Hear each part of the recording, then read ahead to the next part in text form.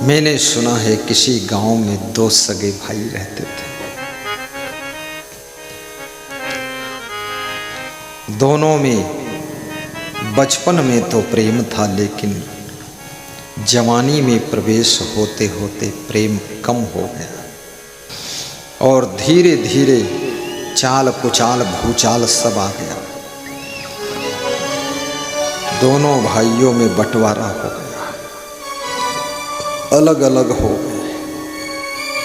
छोटा भाई बड़ा कुकर्मी है और बड़ा भाई सत्कर्मी है। बड़ा भाई भक्ति करता है, पूजा करता है, पाठ करता है, सत्संग सुनता है, कंठी माला पहना है, गुरु नाम ले लिया है, कोई प्रोग्राम कराता है, चंदा भी देता है, भंडारा में चंदा देता है, मंदिर बन रहा उसमें भी चंदा देता है। बड़ा भाई बड़ा महान। लेकिन बड़ा भाई थोड़ा गरीब है, छोटा भाई बड़ा दुष्ट, बड़ा चंडाल टाइप का। दारू भी पीता है, लंद फंद दंद फंद सब करता है, इधर उधर गड़बड़ सड़बड़, खान पान, मसाला पुड़िया पान सब कुछ खाता पीता है। कुतिया का कान और बकरा भेड़ा मुर्गा चौपट अंडा पंडा सब खाता पीता है। पूरा उपद्रवी है, राक्षस है। लेकिन याद रखना, बड़ा भाई फिर भी अपने छोटे भाई से थोड़ा थोड़ा प्रेम रखता है। एक दिन छोटे भाई के पास गरीबी के कारण थोड़ा मन में दुख लगा कि मैं अमीर हो जाऊं तो ठीक। धीरे धीरे वो अमीर हो गया, लेकिन बड़े भाई की स्थिति जैसी की तैसी ही थी, ज़्यादा स्थिति में सुधार नहीं। बड़ा भाई जा रहा था, पैर में चप्पल थे, साधारण चप्पल थे, घिस गए थे चप्पल, ऐसे चप्पल थे तो पैर में एक कील चुभ गई। छोटा भाई उसी रास्ते से आ रहा था तो उसको रास्ते में पड़ा हुआ हीरा का हार मिल गया। हीरा का हार किसी का गिर गया था। देखिए, जो शराब पी रहा है, जुआ खेल रहा है, ताश खेल रहा है, पान मसाला उल्ट पुल्ट कर्म कर रहा, व्यभिचार कर रहा, उसको उसी रास्ते में हीरे का हार मिला। और जो पुण्य करता है, पूजा पाठ बहुत करता है, भक्ति करता है, ध्यान लगाता है, उसके पैर में कील चुभ गई। तो छोटा भाई बड़े भाई से बोला, लगड़ाते क्यों हो? बोले कील चुभ गई है। बोले इतना पूजा पाठ करते हो, तुम्हारा गुरु एक कील चुभने से भी तुमको बचा न सका। अब मैंने ना गुरु बनाया ना भगवान मैं मानता ही नहीं हूँ, मुझे हीरों का हार मिला है, देखो मैं भी किस्मत वाला। तो बड़े भाई ने और कुछ नहीं कहा, एक काम करो, हम तुम सगे भाई हैं, एक माँ बाप के संतान हैं, ये जो हमारी तुम्हारी जन्म कुंडली रखी है, ये दोनों जन्म कुंडली लेकर जाओ, विशेषज्ञ मर्मज्ञ ज्योतिषी को दिखाओ कि इसमें क्या लिखा है। क्योंकि मैं बहुत पूजा पाठ करता हूँ, मैं भी तेरे साथ चल दूंगा, तू मेरे को लेकर चल। तू अमीर हो गया, मैं गरीब हूँ, लेकिन ये जन्म कुंडली ज्योतिषी से दिखा करके उससे बात करते हैं, आखिर मेरे तेरे भाग्य में इतना डिफरेंस क्यों? तू इतना कुकर्मी है, पापी है, फिर भी धनवान है, और मैं जो है सब पूजा पाठ करता हूँ, मेरे कील चुभ गई, दर्द हो रही है, खून बह गया। दोनों ज्योतिषी के पास पहुँचे। ज्योतिषी ने दोनों की जन्म कुंडली खोला है। इसमें ऐसे कितने श्रोता हैं जिनकी जन्म कुंडली है सुरक्षित, इधर उधर कोई नहीं है? हाथ उठाकर बताएं जिनकी जन्म कुंडली रखी है। अरे 8-10 लोग हैं, जन्म कुंडली है। महिलाओं के पास कुंडली तो कुंडली, कुंडल भी सुरक्षित नहीं, खाली कान है और कान में छेद बचा है बस। कुंडली उंडली सब कुछ नहीं। हाँ, बड़े सब ज्ञानी हो गए, आत्मा का ज्ञान हो गया, अब कुंडली क्या करना है। देखो 5-6 लोगों की कुंडली सुरक्षित है। अरे कुंडल के चक्कर में कुंडली कौन संभाले, सब कुंडल के लफड़न फंसे हैं। जन्म कुंडली देखिए, ज्योतिषी ने खोला जन्म कुंडली तो ज्योतिषी क्या बताता है। अरे छोटे भाई से कहा कि तेरी जन्म कुंडली में जो कल तुझे हीरों का हार मिला है, इसमें लिखा हुआ है कि तेरी जन्म कुंडली कह रही है तुझे कल मिनिस्टर का पद मिलना चाहिए था, लेकिन तेरे पाप कर्मों के कारण, दुष्कर्मों के कारण, कुकर्मों के कारण, तेरे नशा व्यसन फैशन की आदतों के कारण तेरे पुण्य छीण हो गए, इसलिए मंत्री पद कैंसिल हुआ और तुझे केवल एक हीरा का हार मिला है, बस इसमें तू संतुष्ट हो जा। बोले मेरे को हीरा का हार मिला, मंत्री पद मिलने वाला था। बोले वो सब पुण्य छीण हो गया। अब उसको टेंशन हो गई, चिंता, सब कुकर्म करने का क्या परिणाम हुआ। बड़े भाई की जन्म कुंडली को ज्योतिषी ने देखा तो कहा रे गजब हो गया, तेरे भाग्य में कल बहुत बड़ा एक्सीडेंट लिखा था, तुझे बचना ही नहीं था, मर जाना था, तेरी लाश को छितर बितर हो जाना था, टुकड़े टुकड़े इधर उधर सब कुचल के रौंद के सब मांस के लौंदे निकल जाने थे, तेरी जान नहीं बची। लेकिन तू भक्ति बहुत करता है, नामदान ले चुका है, पाठ पूजा करता है, दान देता है, चंदा देता है और साधु संत का दर्शन करता है, जिससे तेरे पुण्य इतने बढ़ गए कि एक्सीडेंट कैंसिल हो करके उसी जगह पर केवल कील चुभ करके वस्तु निपट गया। हल्के बोलिए सदगुरु भगवान की जय। ये होता है पाप का फल और पुण्य का फल, याद रखना। अष्टादश पुराणेषु व्यासस्य वचनम द्वयम पुण्याय परोपकाराय पापाय परपीडनम। 18 पुराणों में 2 बातें मिली हैं। परोपकार करना पुण्य है और पर पीड़ा पहुंचाना पाप है। पुण्य और पाप की परिभाषा कितने सार्ट में लिखी गई। अष्टादश पुराणेषु व्यासस्य वचनम द्वयम। व्यास जी ने स्वयं 18 पुराणों का निचोड़ बताया है कि मेरे 18 पुराणों का सार यही है। ये 2 बातें, क्या? परोपकार पुण्य है और पर पीड़ा पाप है। बस। एक भिखारी भीख मांगता था, छोटी कथा है, सुना दूं। भीख मांगता था और उसके एक ही लड़का था। भीख मांगना कोई जरूरी नहीं था, लेकिन भीख मांगने का धंधा हो गया। कई बार शराब पीना जरूरी नहीं, लेकिन शराब पीने की आदत बन गई। गाली देना जरूरी नहीं, लेकिन गाली देने की आदत बन गई। कितने लोग मनुष्य को गाली नहीं दे पाते, स्त्री को गाली नहीं दे पाते, पुरुष को गाली नहीं दे पाते, तो साइकिल को गाली देते, बादलों को गाली देते। सूरज अगर ज्यादा गर्मी कर दे तो 2-4 गाली सूरज को देते हैं।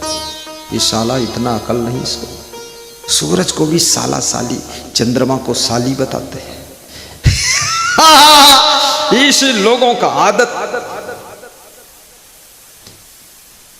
जितनी भोजन की जरूरत नहीं शरीर में, ज्यादा खाने की आदत हो गई तो रोज खा रहे। अभी मैं आ रहा था जुलूस में, शोभा यात्रा में, तो एक आदमी को देखा, करीब 1.25 कुंटल का वजन बैठा था।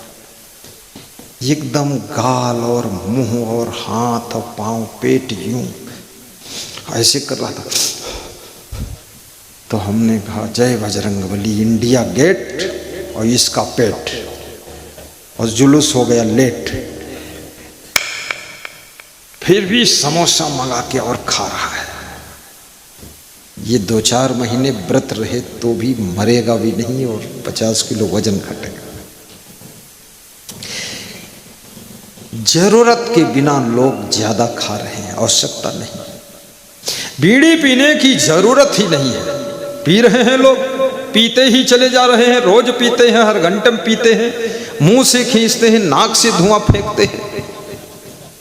बड़ा परोपकार कर रहे हैं। एक सिगरेट पीने वाला बोला, मैंने कहा अरे सिगरेट मत पियो, हम लोग बैठे हैं ट्रेन के डिब्बे में। बोले इतना बड़ा परोपकार करता हूँ, सिगरेट मैंने अपने पैसे से खरीदा, अपने मुंह से खींचता हूँ, नाक से धुआं फेंकता हूँ, सबको डिब्बे में खुशबू फैला रहा हूँ, सिगरेट का धुआं फ्री में दे रहा हूँ, ये कोई कम परोपकार है? अरे तेरे मुंह का जूठा धुआं और तेरी नाक की रेमट से छुआ हुआ धुआं वो सब पर फेंक रहा, सबके नाक में घुस रहा, इतना गंदा धुआं, बताता परोपकार कर रहा हूं? मत कर परोपकार। तो कितने लोग गलत काम करते, कहते बड़ा परोपकार है। ये किस मॉडल का परोपकार है? तो भिखारी भीख मांगता था, कभी कभी अपने बेटे को भी भीख मांगने के लिए ले जाता था। तो रास्ते के किनारे भिखारी भी बैठता और 10 कदम दूर उसका बेटा बैठ जाता। एक दिन नगर में पूरा प्रचार हो गया कि राजा साहब के कोई संतान नहीं है, कोई पुत्र नहीं है, कोई उत्तराधिकारी नहीं है, तो राजा साहब उत्तराधिकारी बनाना चाहते हैं। तो एक बहुत बड़ा राजा साहब ने आयोजन किया है, कार्यक्रम किया है और योग्य लोगों को बुलाया है। तो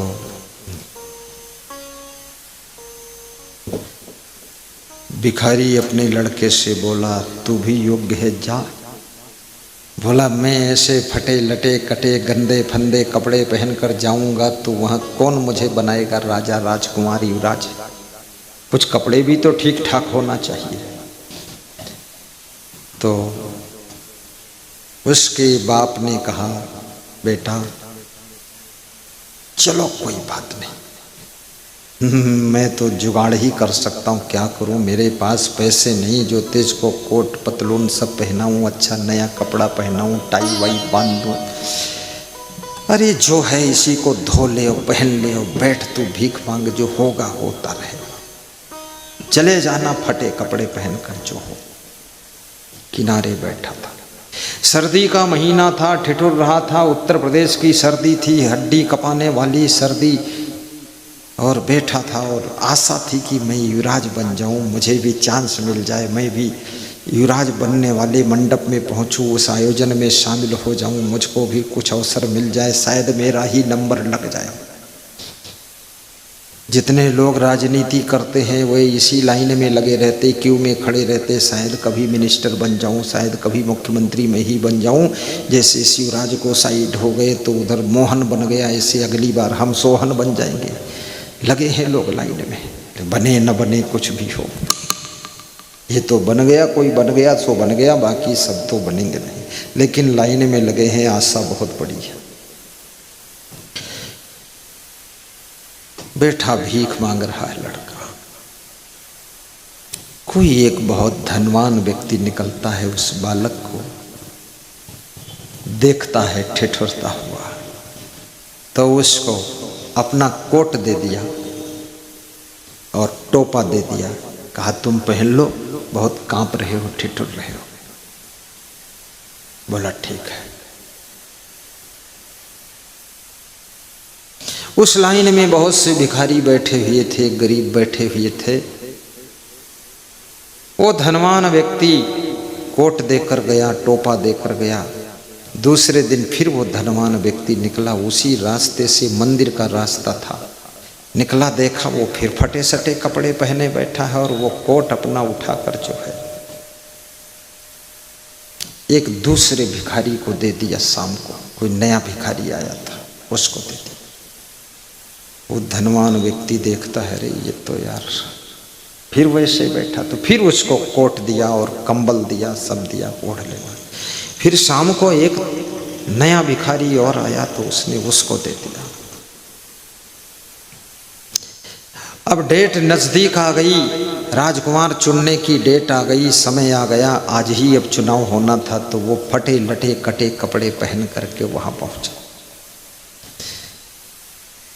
अब राजा साहेब अपने सिंहासन पर बैठे थे, मुस्कुरा रहे थे, हजारों लोग, लाखों लोग इकट्ठे हुए और सब अच्छे अच्छे कपड़े पहन कर आए, कोई पगड़ी बांध कर आया, कोई खोपड़ी खोल कर आया, कोई बाल लटका कर आया, और सब सज धज करके बैठे। पूरी महफिल जमा हुआ और आनंद हो रहा है, संगीत बज रहा है, गाने बजाने चल रहे हैं। राजकुमार का चुनाव होना है, आज युवराज बनाया जाएगा। राजा का कोई लड़का ही नहीं है।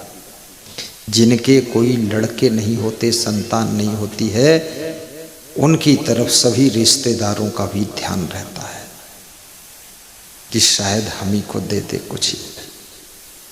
और जिनके लड़के बच्चे कोई है ही नहीं और धन संपत्ति बहुत है, तो पड़ोसियों का भी बड़ा ध्यान रहता है, ख्याल करते हैं। सब टमाटर की सब्जी ला कर देते हैं, खा लो चाचा। कोई कहता दादाजी, कोई कहता भैया जी, कोई कहता है ये जी वो जी। क्यों जी, क्या है जी, ये है जी वो है जी, जो दे दो जी ले लो जी। लेकिन थोड़ा आशा लगी रहती है, बड़ा लालच है संसार में। और वहाँ सारे के सारे बैठे हुए युवराज बनने के लिए, लेकिन राजा ने नियम बना दिया, सामने से एक एक करके निकलते जाओ, मैं चुनूंगा मैं चुनूंगा। सब निकलते गए। बड़े बड़े धनवानों के लड़के आए थे, सेठों के लड़के आए थे, पढ़े लिखे आए थे, well qualified engineer, degree diploma लेकर के वो भी सब आए थे। बड़े सुंदर सुंदर वस्त्र पहने हुए, सज धज करके, सोने के हार पहनकर लोग आए थे। सब निकलते चले गए। लास्ट में वो गरीब भिखारी का लड़का, फटे लटे कटे कपड़े पहने, गंदे कपड़े पहने, वो भी निकला। राजा ने अपने गले का माला निकाल कर उसके गले में माला डाल दिया, कहा यही भिखारी बनेगा राजा। सब आश्चर्य में डूब गए, विस्मय हो गया, बड़ा चक्कर फंस गया कि अरे भिखारी, ये फटीचर आदमी राजा बनेगा। हम लोग इतने अच्छे अच्छे कपड़े पहन कर आए, कुछ हाल ही नहीं हुआ, और इसको कैसे राजा ने चुन दिया। राजा का माइंड भी कुछ फेल है, गर्म दिमाग है, समझ में नहीं आता है, बुद्धि विवेक है कि नहीं है। चलो छोड़ो बकवास, पागल के यहाँ आ गए हम लोग, अच्छे को चुन ही नहीं सका, इसको चुना है मूर्ख को।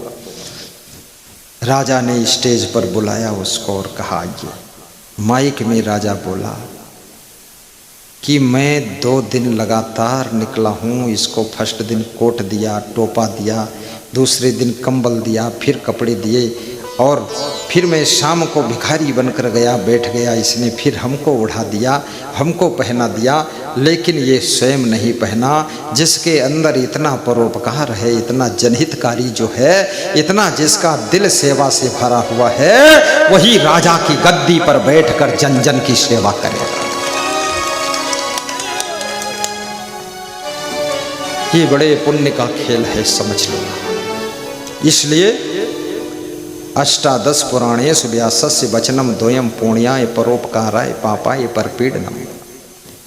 हमेशा पुण्य कीजिए, पाप कर्मों से बचो। अहिंसा परमो धर्मः, अहिंसा धर्म का पालन करो। दया के पथ पर चलो, जियो और जीने दो का फार्मूला पकड़ो।